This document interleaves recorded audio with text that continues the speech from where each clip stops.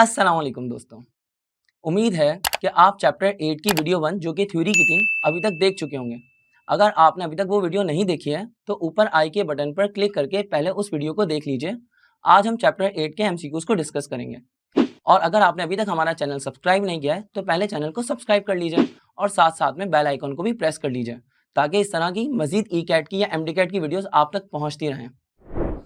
आइए शुरू करते हैं चैप्टर 8 के MCQs. Chemical kinetics.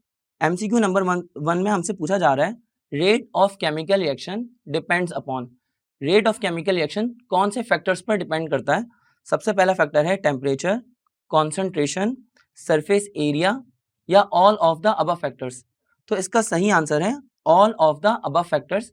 Rate of reaction सिर्फ इन तीन फैक्टर्स पर डिपेंड नहीं करता बल्कि तीन और फैक्टर्स पर भी डिपेंड करता है। फोर्थ फैक्टर है हमारे पास कैटलिस्ट और एक फैक्टर है जो फिफ्थ फैक्टर है हमारे पास वो है नेचर ऑफ रिएक्टेंट्स और सिक्स्थ फैक्टर है हमारे पास रेडिएशंस। ये 6 फैक्टर्स हैं जिसके ऊपर रेट ऑफ रिएक्शन या किसी भी केमिकल रिएक्शन की स्पीड डिपेंड करती है। कौन सा फैक्टर ऐसा है जिसपे केमिकल रिएक्शन की स्पीड डिपेंड नहीं करती या मोस्टली डिपेंड नहीं करती? वो है प्रेशर।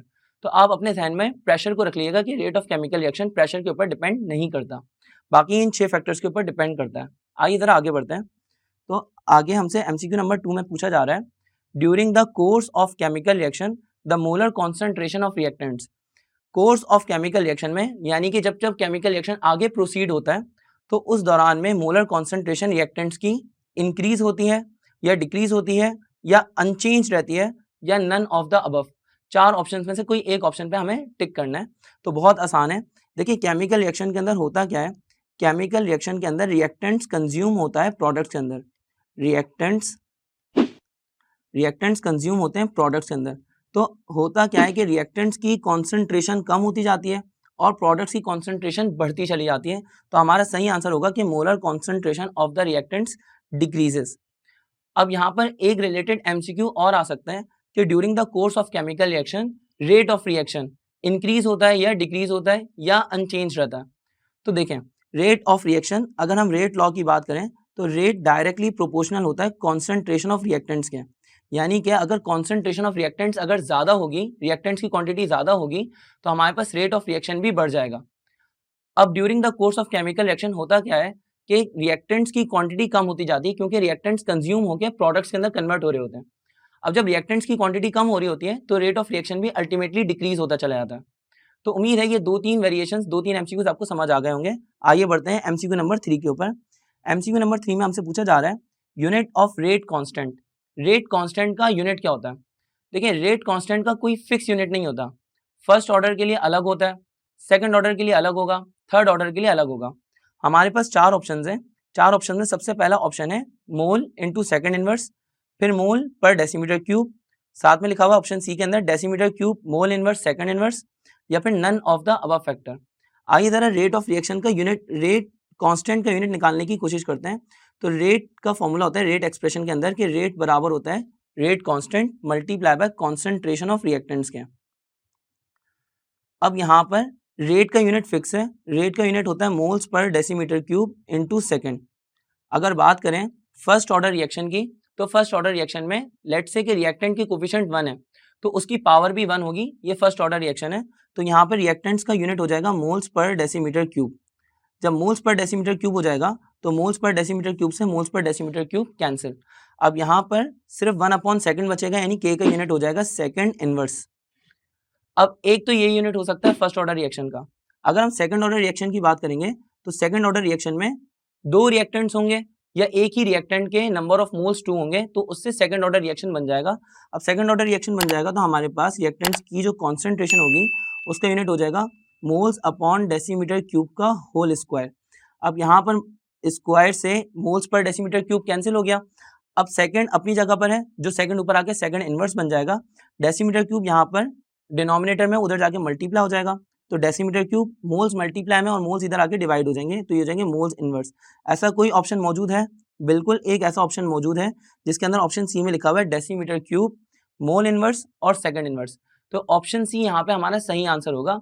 अगर थर्ड ऑर्डर की बात करेंगे तो थर्ड ऑर्डर में यही यूनिट बन जाएगा सेकंड इनवर्स डेसीमीटर 6 और मोल -2। ये थर्ड ऑर्डर रिएक्शन है। यानी कि रेट कांस्टेंट हर रिएक्शन के लिए, हर ऑर्डर ऑफ रिएक्शन के लिए अलग अलग हो जाएगा। जब जब ऑर्डर चेंज होगा तो रेट कांस्टेंट दोबारा से चेंज हो जाएगा। हाँ, रेट ऑफ रिएक्शन का जो यूनिट है, रेट ऑफ रिएक्शन का यूनिट फिक्स रहता है, वो है moles per decimetre cube into second, और साथ साथ में कॉन्सेंट्रेशन ऑफ रिएक्टेंट्स का यूनिट फिक्स रहता है, मोल्स अपॉन डेसीमीटर क्यूब, एक रिएक्टेंट के 1 मोल के लिए। आगे बढ़ते हैं एमसीक्यू नंबर 4 पे। तो एमसीक्यू नंबर 4 में हमसे कहा जा रहा है rate of reaction does not depend upon.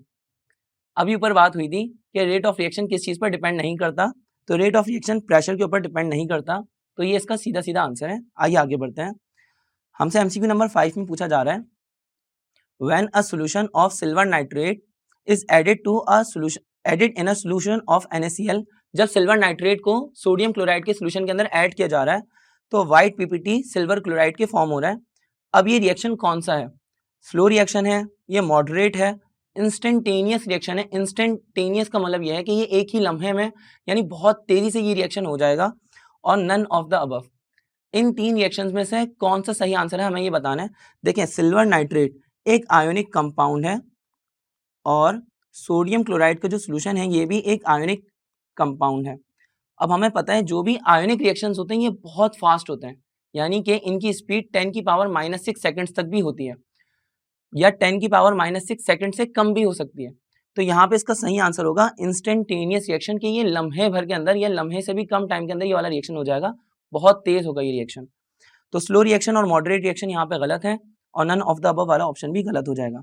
आइए आगे बढ़ते हैं एमसीक्यू नंबर 6 पे। तो एमसीक्यू नंबर 6 में कहा जा रहा है which of the following statement is correct. इसमें कौन सी स्टेटमेंट ठीक है?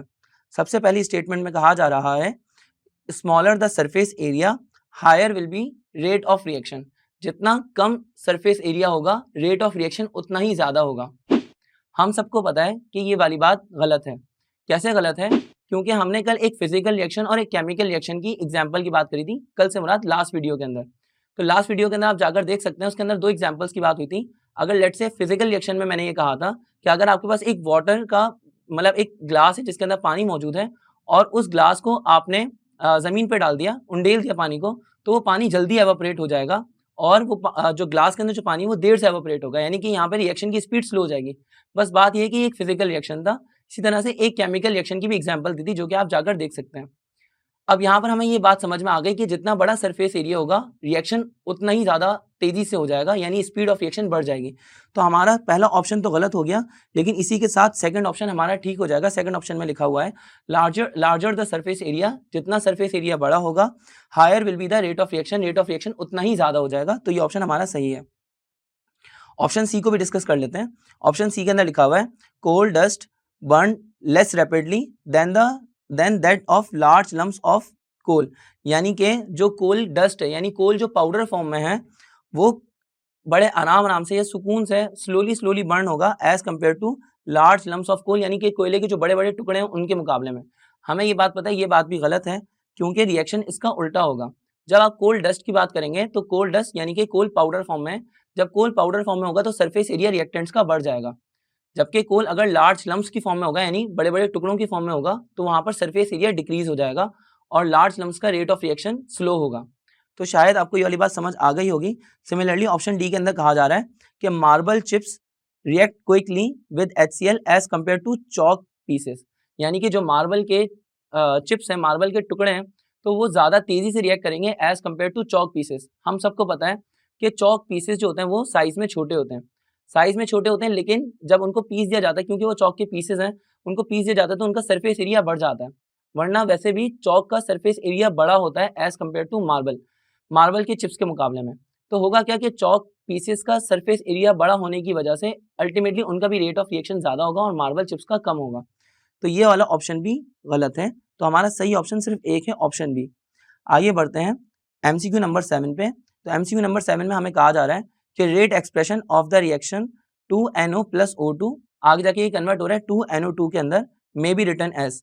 रेट एक्सप्रेशन हमें बतानी है कि रेट एक्सप्रेशन इस रिएक्शन की कैसे लिखी जाएगी। तो रेट एक्सप्रेशन लिखने का तरीका ये होता है कि रेट बराबर होता है rate of reaction equals to rate constant multiply by concentration of reactants. अब देखें यहाँ पर होगा क्या कि रेट अपनी जगह पर रहेगा, और रिएक्टेंट्स यहाँ पे NO यानी नाइट्रिक ऑक्साइड और साथ में ऑक्सीजन गैस। तो NO के 2 मोल्स हैं वो यहाँ पे आके पावर में कन्वर्ट हो जाएंगे, NO की होल पावर 2 हो जाएगी और साथ में O2 आ जाएगा। तो देखेंगे ये ऑप्शन कहाँ पर मौजूद है, यहाँ पे हमारे पास ऑप्शन ए के अंदर मौजूद नहीं है, ऑप्शन बी के अंदर भी मौजूद नहीं है, ऑप्शन सी के अंदर मौजूद है कि रेट बराबर है K मल्टीप्लाई बाय NO की होल पावर 2 और साथ में O2। तो ऑप्शन सी हमारा राइट आंसर होगा और option D none of the above ये रॉन्ग ऑप्शन हो जाएगा। आइए आगे बढ़ते हैं MCQ नंबर 8 पे। तो हमसे MCQ नंबर 8 में क्या कहा जा रहा है, MCQ नंबर 8 में हमसे कहा जा रहा है कि रिएक्शन H2 प्लस I2 आगे जाके ये कन्वर्ट हो रहा है 2HI के अंदर, it belongs to first order, second order, third order या नन ऑफ द अबव। देखिए ऑर्डर ऑफ रिएक्शन वाले सवाल बहुत ज़्यादा पूछे जाते हैं और ये बहुत आसान होते हैं। अगर कोई जीरोथ ऑर्डर रिएक्शन नहीं है, जीरोथ ऑर्डर क्या होता है इसको थोड़ी देर बाद डिस्कस करते हैं। सबसे पहले जीरोथ ऑर्डर नहीं है तो बाकी सारे रिएक्शंस का ऑर्डर कैसे निकालेंगे, आप सिर्फ कोफिशिएंट्स के मतलब जो रिएक्टेंट्स हैं उनके कोफिशिएंट्स को प्लस कर दीजिए, रिएक्टेंट्स के कोफिशिएंट्स को प्लस कर दें, ऑर्डर ऑफ रिएक्शन आ जाएगा। देखिए यहाँ पे हमारे पास रिएक्टेंट्स हैं H2 और I2, इनके कोफिशिएंट्स है 1 और 1, इन दोनों को एडअप कर लें तो ये बन जाएगा 2, 1 + 1 2, तो ये हो जाएगा सेकेंड ऑर्डर रिएक्शन।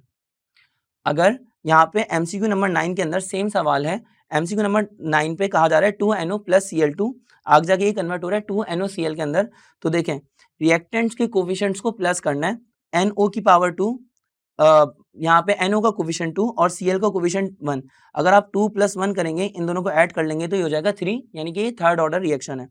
सिमिलरली अगर कोई चीज़ डिकम्पोज हो रही है यानी कि लेट्स से डाइनाइट्रोजन पेंटॉक्साइड है और वो टूट रहा है, तो वहाँ पर आप उसकी कोफिशिएंट्स को देख के उसका ऑर्डर ऑफ रिएक्शन निकाल सकते हैं, जैसे कि फर्स्ट ऑर्डर भी हो सकता है, फिर सेकंड ऑर्डर और थर्ड ऑर्डर भी।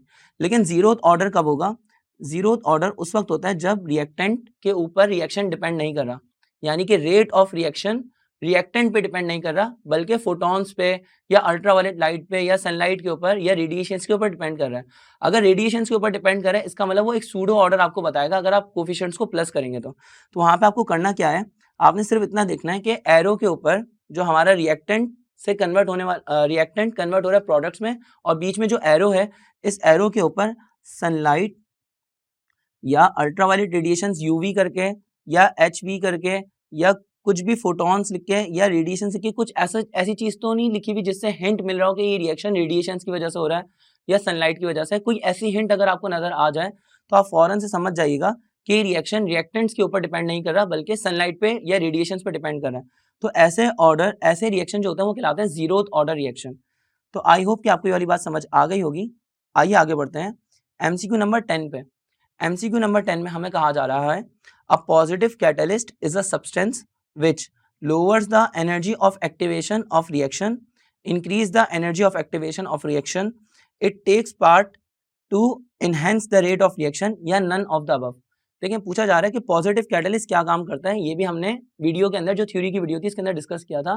Positive catalyst rate of reaction को बढ़ा देता है bye decreasing the activation energy को कम करके, जबकि जो नेगेटिव कैटलिस्ट होता है वो एक्टिवेशन एनर्जी को बढ़ा देता है जिससे रेट ऑफ रिएक्शन कम हो जाता है। तो यहाँ पे हमारा सही आंसर होगा positive catalyst lowers the energy of activation. एक बात और याद कर लीजिए कि जो पॉजिटिव कैटलिस्ट होता है इसका एक नाम होता है प्रॉपर, वो पॉजिटिव कैटलिस्ट का पूरा नाम है प्रोमोटर। इसी तरह से जो नेगेटिव कैटलिस्ट होता है उसका नाम है इनहिबिटर। आइए आगे बढ़ते हैं MCQ नंबर 11 पे। तो MCQ नंबर 11 में हमसे कहा जा रहा है minimum amount of energy needed to permit a reaction to take place is called. वो कम से कम एनर्जी जो कि एक रिएक्टेंट के पास हो तो रिएक्शन स्टार्ट हो सके, वो कम से कम एनर्जी कौन सी कहलाती है, थ्रेशोल्ड एनर्जी या एक्टिवेशन एनर्जी या फ्री एनर्जी या काइनेटिक एनर्जी। देखिए बहुत आसान सा सवाल है, रिएक्टेंट्स के पास कम से कम कितनी एनर्जी हो कि रिएक्शन स्टार्ट हो सके, तो वो कम से कम एनर्जी जो रिएक्शन को स्टार्ट करने के लिए जरूरी है वो कहलाती है थ्रेशोल्ड एनर्जी। ये कॉन्सेप्ट हमने पढ़ा था कि रिएक्टेंट्स के पास जो अपनी एनर्जी होती है वो रिएक्टेंट्स की इंटरनल एनर्जी कहलाती है। अब इंटरनल एनर्जी से लेकर थ्रेशोल्ड तक पहुंचने के लिए जो डिफरेंस होता है वो डिफरेंस कहलाता है एक्टिवेशन एनर्जी। अब जब एक मर्तबा रिएक्शन थ्रेशोल्ड पे पहुंच जाएगा तो रिएक्शन स्टार्ट हो जाएगा। एक्टिवेशन एनर्जी को आप ऐसे कह सकते हैं कि activation energy is the difference of threshold and internal energy. आगे आगे बढ़ते हैं।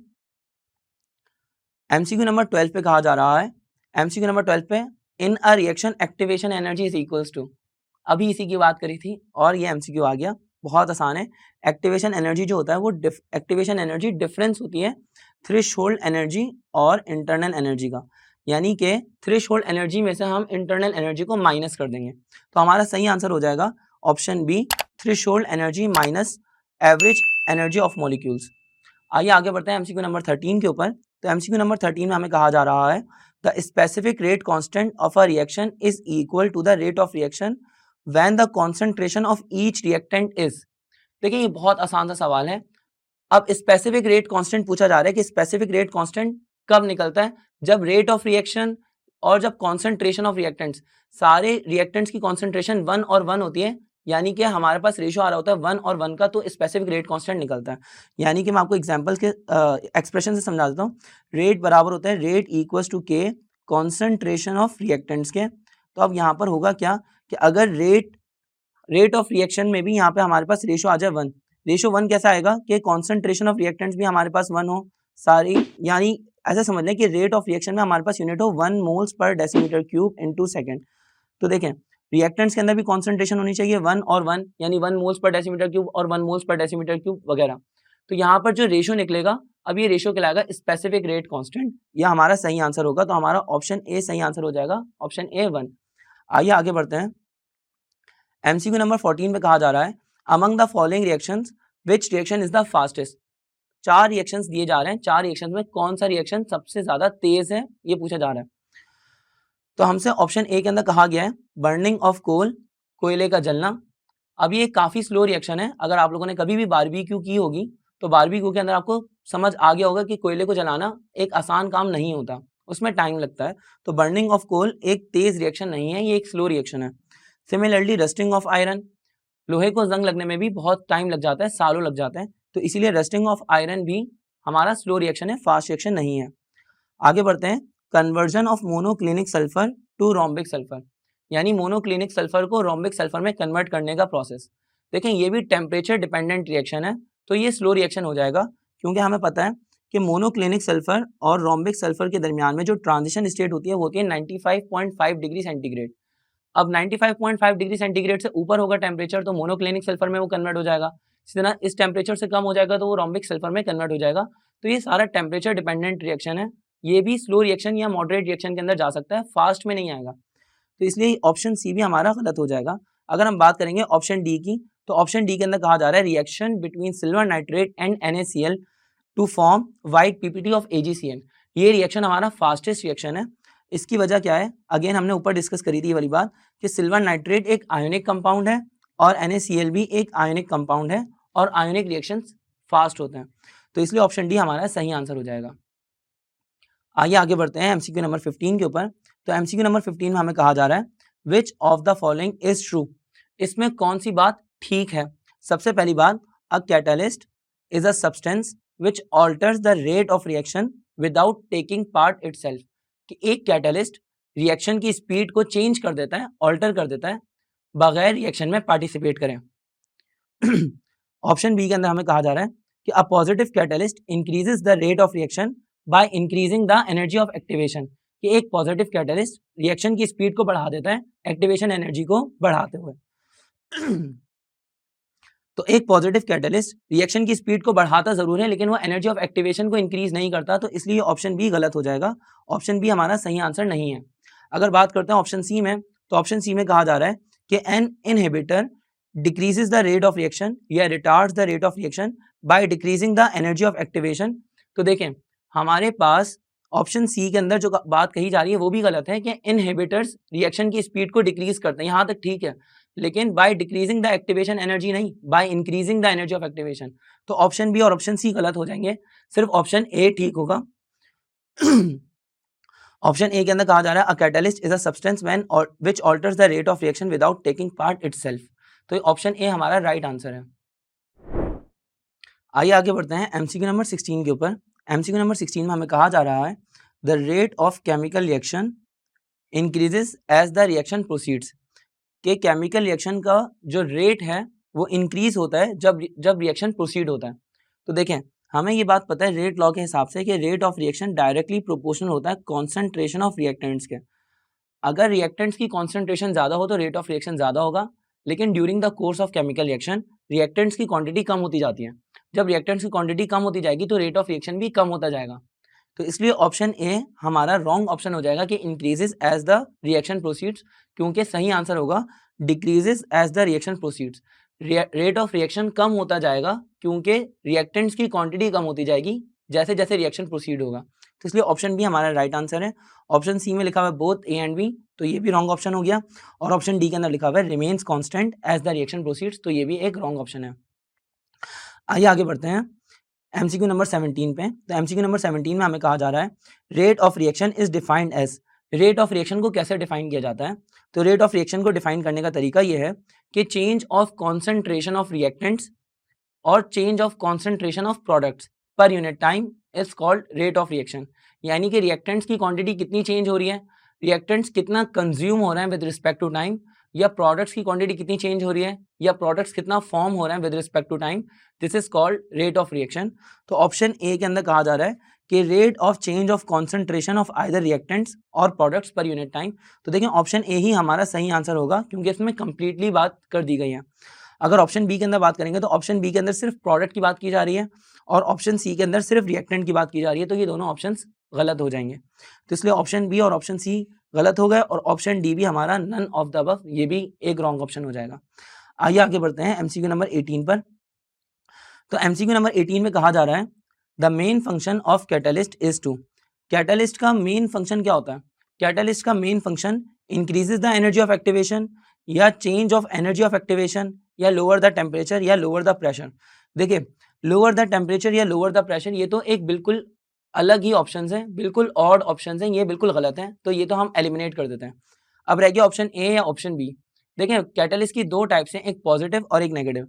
जो पॉजिटिव कैटलिस्ट होता है वो एक्टिवेशन एनर्जी को कम कर देता है, और जो नेगेटिव कैटलिस्ट होता है ये activation positive catalyst activation energy को कम करता है, जबकि जो नेगेटिव कैटलिस्ट होता है वो एक्टिवेशन एनर्जी को बढ़ाता है। तो इसलिए ऑप्शन ए हमारा सही आंसर नहीं होगा क्योंकि इसके अंदर सिर्फ increases the energy of activation लिखा हुआ है कि एनर्जी ऑफ एक्टिवेशन बढ़ाएगा, तो ये पूरी बात नहीं है, इसलिए ऑप्शन ए गलत हो जाएगा। अब बात करते हैं ऑप्शन बी में पूरा लिखा हुआ है change the energy of activation, के एनर्जी ऑफ एक्टिवेशन को चेंज कर देगा। तो देखें ये बात बिल्कुल ठीक है, अब चाहे एनर्जी बढ़े या कम हो, चेंज तो हो गई। अब आगे बढ़ते हैं एमसीक्यू नंबर 19 पे। तो एमसीक्यू नंबर 19 में हमें कहा जा रहा है substances which makes a catalyst more effective.